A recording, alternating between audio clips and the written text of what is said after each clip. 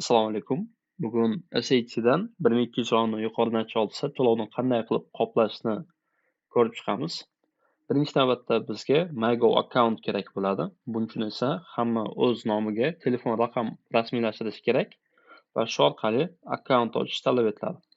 Bu yoqqa kirgandan keyin 413 kodi bilan xizmatni ochamiz. O'qish va xalqaro imtihon tizimlari bo'yicha xarajatni qoplash. Shu bo'limga kirib xizmatdan foydalanamiz.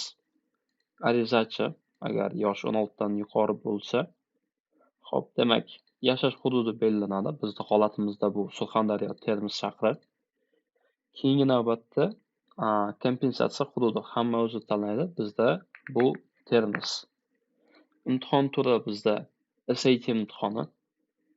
Bu yerda to'plangan ball, bizning holatimizda 1470 ball va imtihon topshirish uchun to'langan miqdor.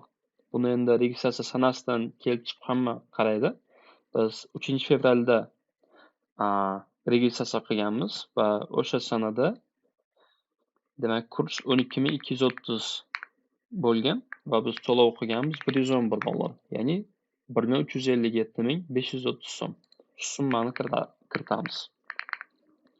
Xo'p, olingan sertifikatning ro'yxatdan o'tkazilgan raqami deyilyapti.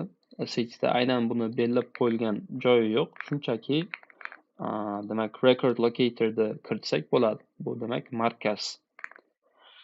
Xalqaro imtihon sertifikat olingan sanasi. Sertifikat olingan sanasi bizda imtihon 14-martda o'tkazilgan bo'lsa, natijalar 27-mart sanasida chiqqan. Imtihon o'tkazgan tashkilot bu The College Board. Bizda sertifikatning nusxasi kerak bo'ladi. Sertifikatning nusxasini PDF shaklida saqlab qo'yish kerak. Xo'p, demak, buni ko'radigan bo'lsak, natija shu va shartnoma kvitantsiyasi nusxasi. Xo'p, bu ham demak saqlangan bo'lishi kerak kvitansiya to'lovni.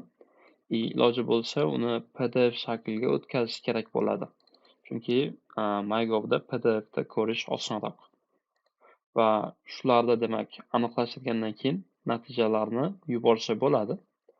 Xo'p, buning natijasi 2 hafta oralig'ida kelib chiqadi va natija ishonchli ekanligini tekshira olishi uchun davlat demak imtihondan 1 hafta oldin natijani jo'natishni belgilab qo'yish talab etiladi. Demak, imtihonlaringiz kelayotgan bo'lsa, send your scores natijalarni oldindan jo'natishni bosasizlar va 31540 kodi orqali natijani jo'natasizlar. Bu demak imtihondan 1 hafta oldin jo'natilsa tekin, agar imtihondan keyin jo'natilsa $16 qo'shimcha xizmat haqqi so'raydi. Biz buni jo'natganmiz va bu qo'shimcha jo'natish talab etiladi. Agarda O'zbekiston universitetlariga hujjat topshirilsa ham shu orqali tekshiriladi. Xo'p, hujjat demak yuborilgandan keyin sizlarga 2 hafta ichida natija keladi. U natija bo'yicha endi har xil holat bor. Ba'zilar xazina ilovasida kartaga chiqarib olsa bo'ladi, ba'zilar esa Xalq bankida natijani qaytarib olsa bo'ladi. Xo'p, e'tiboringiz uchun rahmat. To'lovlaringizni qaytarib olasizlar degan umiddamiz.